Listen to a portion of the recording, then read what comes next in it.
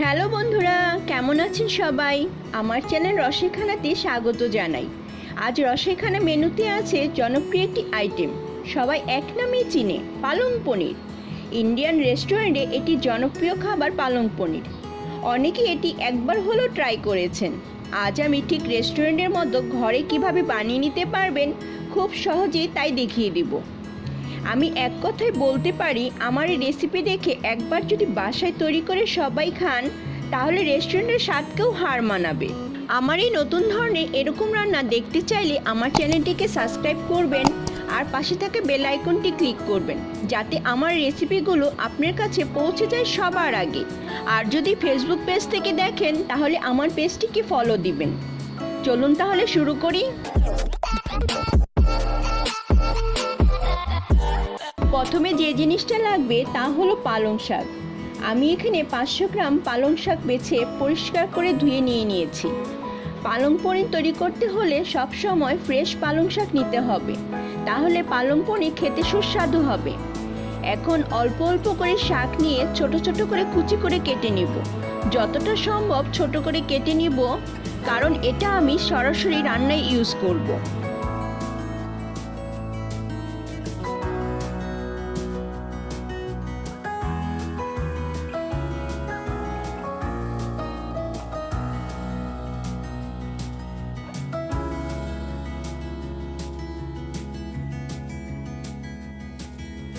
হয়ে গেছে, একটি বাটিতে তুলে নিব।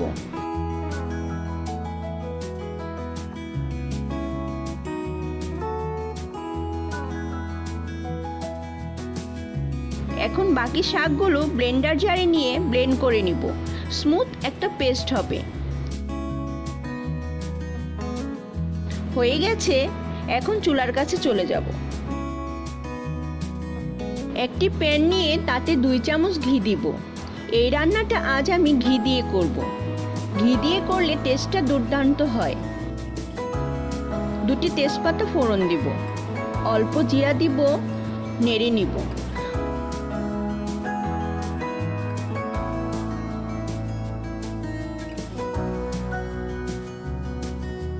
কুচি করে কেটে নিয়েছি পেঁয়াজ 1 কাপ পরিমাণ দিয়ে দিব।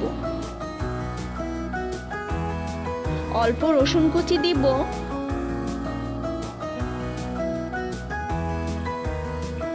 অল্প কাঁচামরিচ কুচি দিয়ে দিব। ঝাল কম খেলে মরিচের পরিমাণ একটু কমিয়ে দিবেন। অল্প আদা কুচি করে নিয়েছি, দিয়ে দিব।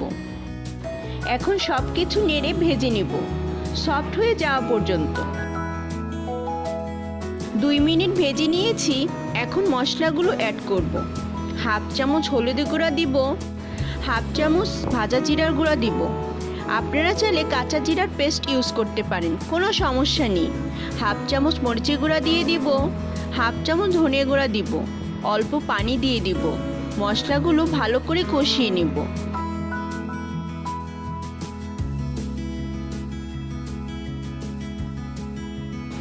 এই পর্যায়ে টমেটো ছোট টুকরো করে কেটে নিয়েছি, দিয়ে দিব। আবার মশলার সাথে ভেজে নিব। 1/2 চামচ লবণ দিয়ে দিব। টমেটোগুলো সফট হয়ে যাবে, তেলটা উপরে ভেসে উঠবে।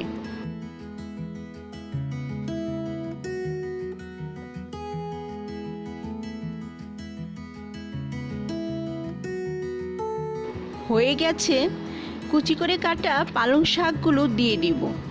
নেড়ে মিশিয়ে দিব। খেয়াল রাখতে হবে শাকগুলো যেন গলে না যায়। 2 মিনিট নেড়ে নিব।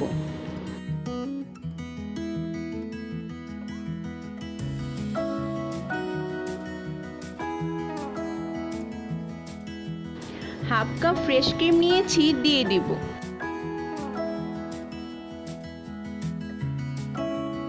আবার মিশিয়ে নিব।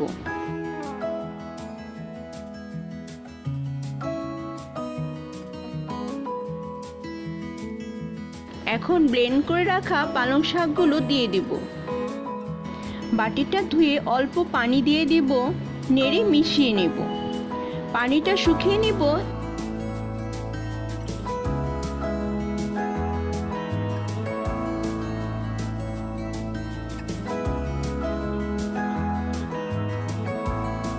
এদিকে আমি পনিরগুলো ঘি দিয়ে হালকা ভেজে নেব। পালংয়ের গ্রেভিটা পানি শুকিয়ে এসেছে, এখন তেজপাতাগুলো উঠিয়ে ফেলে দেব। ভেজে রাখা পনিরগুলো গ্রেভির মধ্যে দিয়ে দিব। অল্প গরম মশলা গুঁড়া দিয়ে দিব, মিশিয়ে দেব। এটা প্রায় হয়ে এসেছে। এখন আবার একটি প্যান নিয়ে 3 চামচ ঘি দিয়ে দিব। 2টি লাল মরিচ, অল্প জিরা হালকা নেড়ে নিয়ে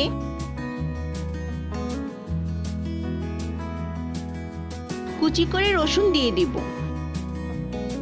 হালকা নেড়ে নিয়ে 1 চামচ কাশ্মীরি লাল লঙ্কার গুঁড়া দিয়ে দিব, মিশিয়ে ভেজে নেব। ভাজা হয়ে গেছে, এখন যে গ্রেভিটা রেডি করে রেখেছি তার মধ্যে ঢেলে দিব। এটা প্রায় হয়ে গেছে।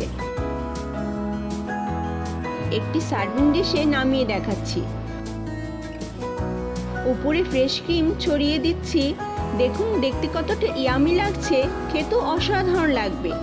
আমার রেসিপি দেখে আপনারা বাসায় একবার বানিয়ে খেয়ে দেখবেন কতটা মজা লাগে। ভালো লাগলে একটি লাইক দিবেন। একটি লাইক দেখলে আমার পরবর্তী ভিডিও করার অনুপ্রেরণা যোগায়। ভালো থাকবেন, সুস্থ থাকবেন। আবারও দেখা হবে নতুন কোনো রেসিপি নিয়ে। আজ এই পর্যন্তই।